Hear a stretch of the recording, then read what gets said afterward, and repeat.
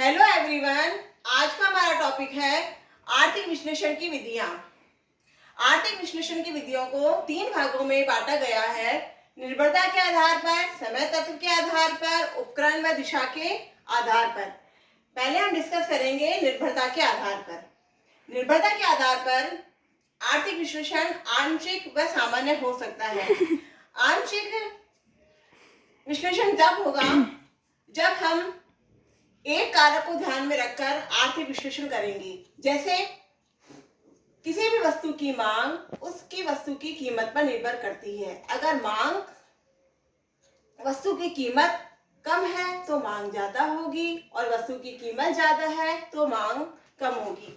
अतः एक कारक को ध्यान में जब रखकर अध्ययन किया जाता है तो वह आंशिक अध्ययन कहलाता है। अब यहाँ कारक क्या होते हैं? तो कारक होते हैं वस्तु की कीमत, प्रतिस्थापन वस्तु की कीमत, उपभोक्ता की आय, उपभोक्ता की पसंद, फैशन, रुचि, मौसम इत्यादि।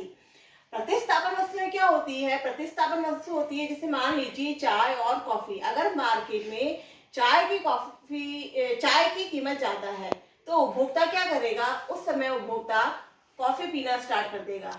और अगर उपभोक्ता को लगता है कि कॉफी की कीमत बढ़ गई है तो चाय पे आ जाएगा। इस तरह प्रतिस्थापन वस्तुएं होती है जो एक स्थान पर दूसरी प्रयोग की जाती है। अब है सामान्य।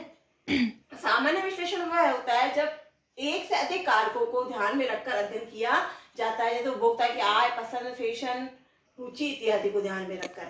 समय तत्व के अनुसार स्थितिक अध्ययन होता है। जब समय के एक विशेष बिंदु को ध्यान में रखकर अध्ययन किया जाता है तो अध्ययन स्थितिक अध्ययन कहलाता है।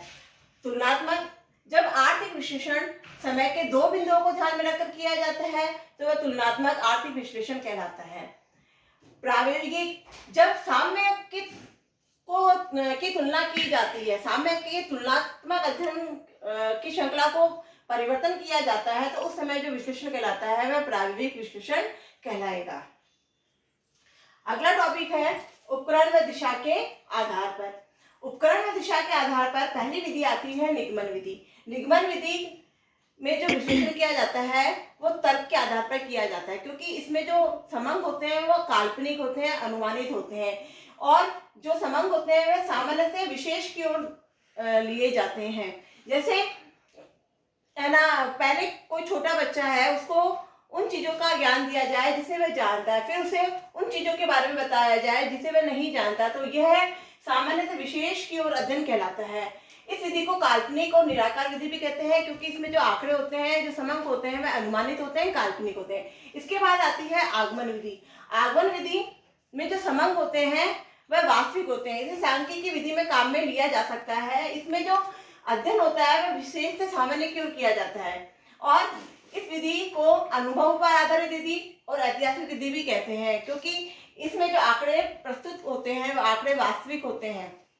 इसके बाद हमारा टॉपिक है अर्थशास्त्र, कला या विज्ञान। अर्थशास्त्र कला है या विज्ञान है, इसको पढ़ते हैं विज्ञान के रूप में। अर्थशास्त्र के सिद्धांत जैसे लगान का सिद्धांत, वह नियम जैसे मांग का नियम, पूर्ति का नियम को समाज में लोगों के व्यवहार के अंतर्गत देखा। मतलब है कि अर्थशास्त्र के जो सिद्धांत होते हैं, जो नियम होते हैं, उन नियम को हम समाज के लोगों में देख सकते हैं। जैसे चुनाव संबंधी समस्या का हल।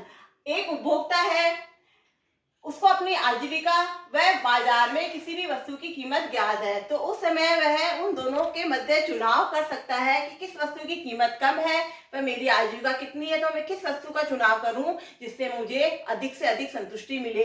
इसी तरह एक उत्पादक है, तो उत्पादक को भी बाजार में किसी वस्तु की कीमत ध्यान है, उसे अपनी लागत भी ध्यान है, तो वह भी चुनाव कर सकता है कि वह कौन सी वस्तु उत्पादित करे जो उसे अधिक से अधिक लाभ दे।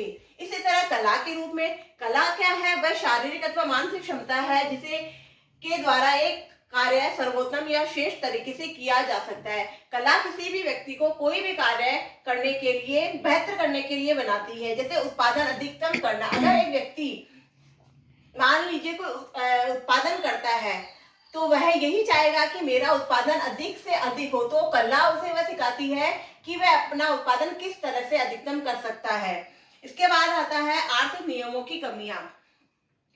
जो अर्थशास्त्र के नियम होते हैं वह नियम भौतिक शास्त्र व रसायन शास्त्र की तरह खरे नहीं होते हैं, क्योंकि भौतिक शास्त्र व रसायन शास्त्र के जो नियम होते हैं उनको हम प्रयोगशाला में सिद्ध करके देख सकते हैं कि वास्तव में वह नियम सही है या नहीं है। लेकिन जो आर्थिक नियम होते हैं, जैसे मांग का नियम, पूर्ति का नियम, उन नियमों को हम समाज के अंदर ही देख सकते हैं कि वास्तव में उन नियमों से समाज में क्या परिवर्तन आ रहा है। जैसे मांग का नियम में देखते हैं कि वस्तु की कीमत जब कम होती है तो वास्तव में क्या वस्तु की कीमत कम होने से मांग बढ़ती है, या वस्तु की कीमत घटने से मांग में क्या परिवर्तन आता है। तो जो आर्थिक नियम होते हैं उनमें यही होता है कि आर्थिक नियम जो होते हैं वह समाज नियम होते हैं, और उन नियमों को हम समाज के अंदर ही देख सकते हैं। इसके बाद हमारा टॉपिक है अर्थशास्त्र की मान्यताएं, दशाएं या शर्तें। ये टॉपिक बहुत अच्छे से समझना है, क्योंकि अगर आपको जब तक ये समझ में नहीं आएगा तो आप आगे की जो चीजें हैं, जो नियम हैं, आप उनको सही से एक्सप्लेन नहीं कर पाओगे। तो उनको देखना बहुत आवश्यक है। अगर कहीं आ जाता है अर्थशास्त्र की मान्यताएं, दशाएं या शर्तें, अगर आपको लिखने में आ जाता है कि क्वेश्चन में अर्थशास्त्र की दशाएं लिखिए, शर्त लिखिए, तो आप उस समय मान्यता ही लिखेंगे। इसमें फर्स्ट आता है अन्य बातें समान रहे। तो अन्य बातें यहाँ क्या है? अन्य बातें वही है यहाँ पर जो कारक होते हैं, जैसे उपभोक्ता की आय, उपभोक्ता की पसंद, फैशन, रुचि, मौसम इत्यादि। तो जब हम किसी एक कारक के बारे में अध्ययन कर रहे हैं, जैसे उपभोक्ता की आय को स्थिर मान के अध्ययन कर रहे हैं, तो हमें जो को परिवर्तनशील मान के अध्ययन कर रहे हैं, तो हमें जो दूसरी चीजें हैं उनको स्थिर माननी पड़ेगी। इसके बाद है आर्थिक इकाई की विवेकशीलता।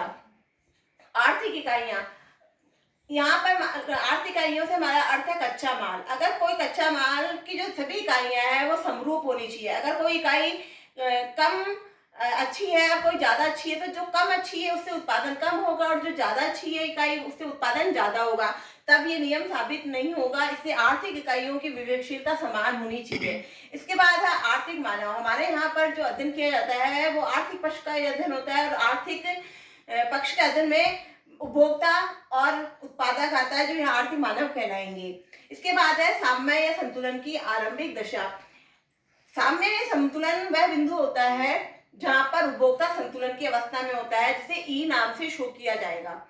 तो इसमें ये होता है कि जैसे उपभोक्ता प्रारंभिक दशा में कहाँ संतुलन पे था, और बाद की दशा में जब कीमत में कमी या वृद्धि होने से उसकी मांग में जो परिवर्तन आया, उस समय वो कौन सी दशा में है, तो वो इसके अंतर्गत आता है। उसके बाद है विशेष सामाजिक, राजनीतिक व आर्थिक संस्थाओं से संबंध, और जीव विज्ञान व भूगोल से संबंध। तो ये थी अर्थशास्त्र की मान्यताएं एवं दशाएं। इसको और अच्छे से हम आगे समझ सकेंगे, क्योंकि जैसे जैसे आप इसे पढ़ेंगे वैसे वैसे आपको और अच्छे से समझ में आएगा।